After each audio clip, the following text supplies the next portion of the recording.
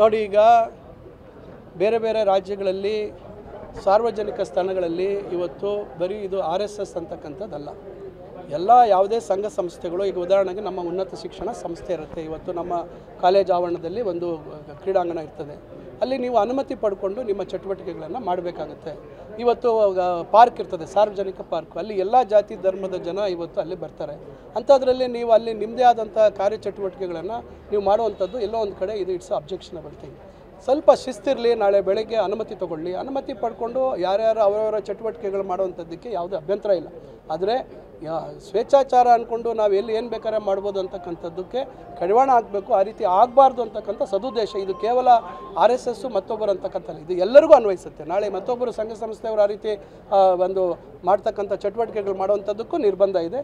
ಇದು ಒಂದು ರೀತಿ ಶಿಸ್ತನ್ನು ತರ್ತಕ್ಕಂಥ ಉದ್ದೇಶದಿಂದ ಅದನ್ನು ತರಲಾಗಿದೆ. Thank you.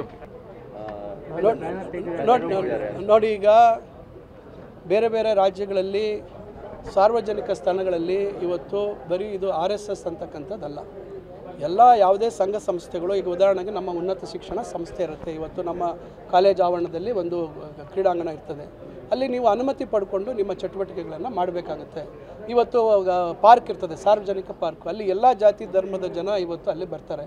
ಅಂಥದ್ರಲ್ಲಿ ನೀವು ಅಲ್ಲಿ ನಿಮ್ಮದೇ ಆದಂಥ ಕಾರ್ಯಚಟುವಟಿಕೆಗಳನ್ನು ನೀವು ಮಾಡುವಂಥದ್ದು ಎಲ್ಲೋ ಒಂದು ಕಡೆ ಇದು ಇಟ್ಸ್ ಅಬ್ಜೆಕ್ಷನಬಲ್ ಥಿಂಗ್. ಸ್ವಲ್ಪ ಶಿಸ್ತಿರಲಿ, ನಾಳೆ ಬೆಳಗ್ಗೆ ಅನುಮತಿ ತೊಗೊಳ್ಳಿ, ಅನುಮತಿ ಪಡ್ಕೊಂಡು ಯಾರ್ಯಾರು ಅವರವರ ಚಟುವಟಿಕೆಗಳು ಮಾಡುವಂಥದ್ದಕ್ಕೆ ಯಾವುದೇ ಅಭ್ಯಂತರ ಇಲ್ಲ.